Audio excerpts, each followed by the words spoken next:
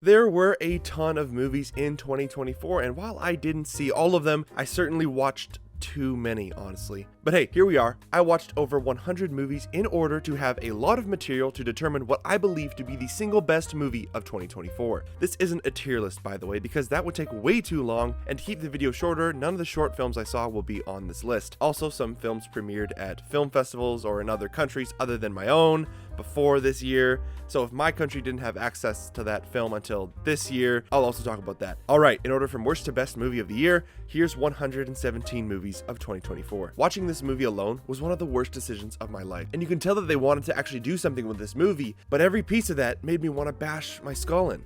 This is a movie that I stopped literally 30 seconds in, because I knew that if I did watch it alone, I'd want to die. So I watched it with my sister, and despite us laughing at it, it was still incredibly painful. Help! I reincarnated as a low-level demon in another world and used my powers to try and steal a 10-year-old soul. I don't blame the kids in it, but this movie sucks. Also, one of the worst endings to a movie, just maybe ever. I love it when movies about AI feel like the writers could have gotten all the dialogue by using AI. When is Netflix gonna stop with this madness? Netflix! I said stop! Please! The memes were right. And even if the line about the Amazon rainforest with her mom before she died wasn't actually in the movie, someone on this movie still wrote that at some point and thought it was brilliant. And I think that says everything you need to know about Madame Web. Real people acting like anime characters basically never works. And add the raunchy anime comedy to the mix, this might be the worst I've seen of that trope. TikTok the movie, literally. It's literally compiled of a bunch of different 2-minute skits with these characters, and then very loosely tied together sometimes. It's brutal. Hang on, I can't. All right, I'm just gonna bash my head against the wall. Oh, hang on, let me do it again. This movie is definitely better than its debut Rotten Tomatoes score, but just because it's better than a 0% audience score doesn't mean it's not bad. A movie about the tensions between Russia and America, countries versus people. Too bad that tension didn't make it out of the pitch and into the actual movie. Want to see Anne Hathaway fall in love with a 20-year-old pop star? No. I get it if you like this. I do, but I don't. And you know what? That's okay. We'll learn to forgive each other and move on. Now introducing the Walk Along edition, because that's all this guy does for 2 hours. This is one of those movies that's just so painful because of the amount of stupid decisions and coincidences that happen just throughout repeatedly. It's just, oh my goodness, guys. I like how the other 3 movies end with Poe learning something about himself that basically allows him to master a new technique. And this one ends with him just bonking the villain on the head with a magic stick, so I guess that's something. Sorry, what was that about bashing my head against the wall again? If not for Sam Jackson and like the 2 minutes he's in this movie total, there would be nothing saving this movie for me. Okay, in terms of the movie itself, it's definitely lower than pretty much all of the last ones I mentioned. But in terms of the experience, I enjoyed how bad this was way more than every movie below it. A comedy that isn't actually that funny? Sure, why not? I guess there's enough of those. Cheesy, predictable, and nothing else really. But that's fine. The most airplane movie of the year. Consumable and forgettable. Want to watch a sports movie? Do an impression of a good sports movie? Sure, I guess. This movie is so bad, okay? But I could feel Peter Dinklage and Josh Brolin just making fun of the script through every single line. And that was kind of fun. What if we made a Hayao Miyazaki and Makoto Shinkai crossover movie, but sucked out everything that makes those movies so beautiful? Well, we're left with this one. A movie about how the moon landing was fake for about maybe 30 minutes, maybe less. It looks beautiful. It sounds beautiful. But respectfully, what is going on in this movie? You ever see those movies that you can tell they're trying to be way funnier than they actually are, but sometimes they're still a little funny anyway? Nothing really wrong with this one, it's just a movie, I guess. You know, they got worried because they couldn't catch any fish, and we're like, oh no, we're gonna starve. But they never actually went out any more than 30 feet from the shore, so maybe that's your problem? For someone who doesn't really like country music, this movie was my worst nightmare. But it's alright. A movie that commits to its own weird style so much, but I don't really know what or why that was. It would have been better if Megalon had actually shown up, but, since they kept talking about him, but oh well. Yeah, this movie is, it's weird. Gonna be honest with you here. I don't really remember anything about this one, so that's interesting. But this is about where I placed it in my list when I first watched it, so we'll go with that. Touching it all, but was I the only one that was very uncomfortable by Steve Carell's character design? Just me? Alright, for someone who hates spiders, Paul Dano is the cutest little spider that I've ever seen. An apocalyptic movie like every other. This movie has all the ingredients for a cinematic masterpiece. Too bad it's just so incredibly boring. Buff men punch buff men. What can I say? What can I say? What's not to like? Certainly better than other Shyamalan movies, but it's fine. Just get Eddie some shoes, man. Please. His feet are hurting, much like the plot of this movie. It's fine. Still fine. Listen, it's better than people say. I'm gonna say that, like on its own, without being upset about what it actually does to the first one.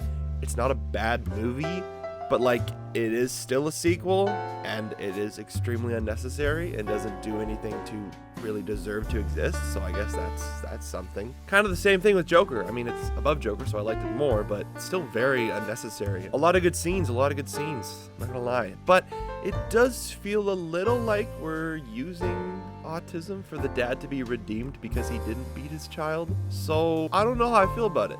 Die Hard in an airport, which I guess is already Die Hard too. But you know, hey, that's okay. Hey, it's dumb, but it's really fun. For an anime and manga live action adaptation, not bad. Certainly not bad. Trying something new is fun, but the performances can feel a little cheesy sometimes. It's that weird space of finding a balance between the style of cinema and theater, and sometimes they hit it.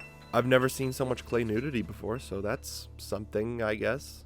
It's alright, simple, but touching. This is just a longer episode.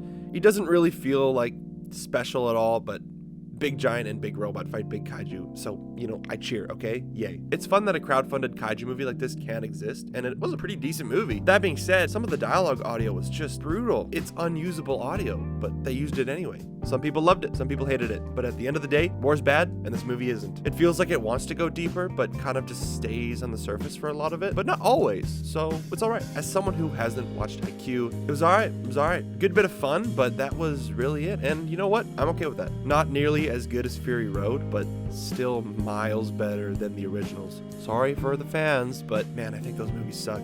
It's literally a biographical documentary in Lego, and I love it. Even if I wanted to bash my head against a wall every time the trailer played in front of me, this movie is actually kind of fun. I mean, it was Brad Pitt and George Clooney, right? Like Brad Pitt, right? And like George Clooney. So like what do you want me to say?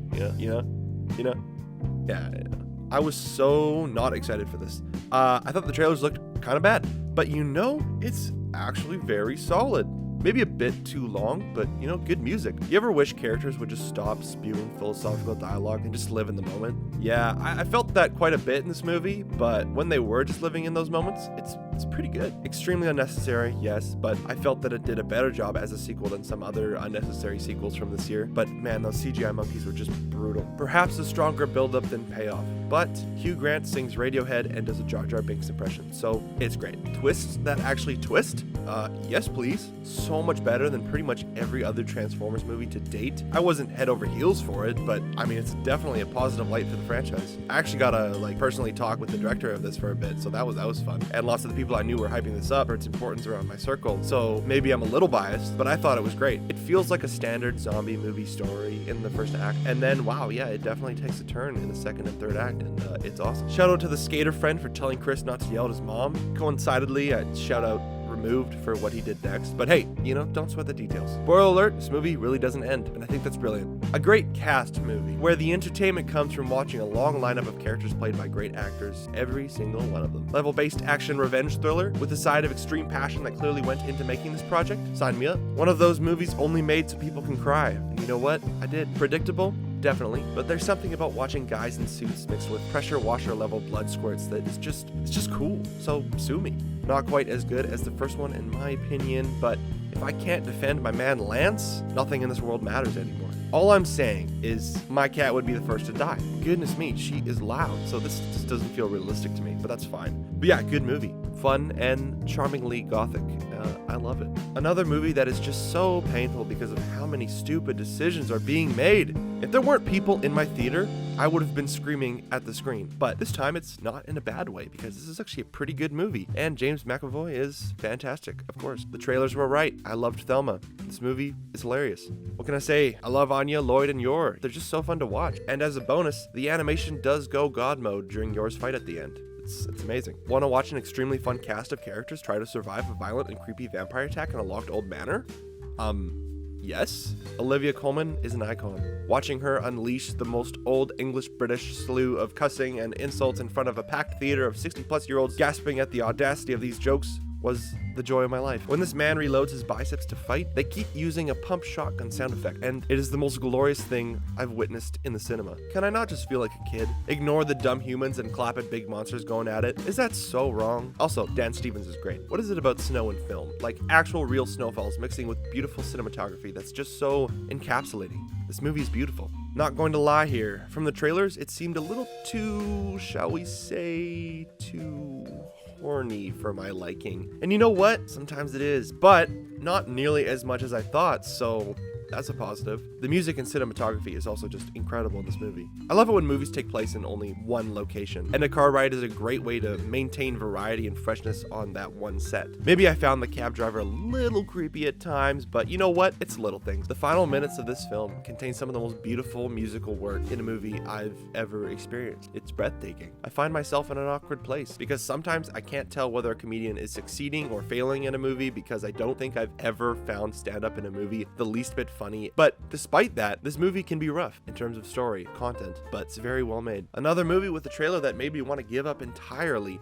but hey, the movie actually blew me away because it's actually really good. Is it as good as the previous trilogy? Obviously not, no. But it's an exciting and well-made step to the next chapter. And the moment with the birds on the ledge at the end was just so goosebump inducing. This movie made me sick. I actually kind of hated it and wanted to stop watching for a lot of it, but I guess that's the point, so it was good. More like missing a satisfying conclusion, but you know what? It felt all the more real because of that. Also, I have a question. Why do good J-drama movies just have the most beautiful piano music that always is used so sparingly, but so perfectly? Is it kind of messy? Yes. But is it a beautiful mess? Yes. And Ryan Reynolds and Hugh Jackman are hilarious together, so I love this movie. A movie that is just utterly Guy Ritchie. I love it so much. It's so charismatic and exciting, and it's crazy that with Henry Cavill doing so good in this, Babs Olusamokun is the highlight and steals every single scene he's in. One of those movies I knew absolutely nothing about going in and was so surprised to experience one of the most fun action movies I've ever seen. I love this movie so much. If I wasn't the happiest person alive when this dropped, I'd be lying. A sweet story about mending a family and punching giant monsters and robots. It's amazing. A somber story about mending a family and getting lost in the UK, starring a very sad Lily Frankie. Not quite the brain bender it was made out to be.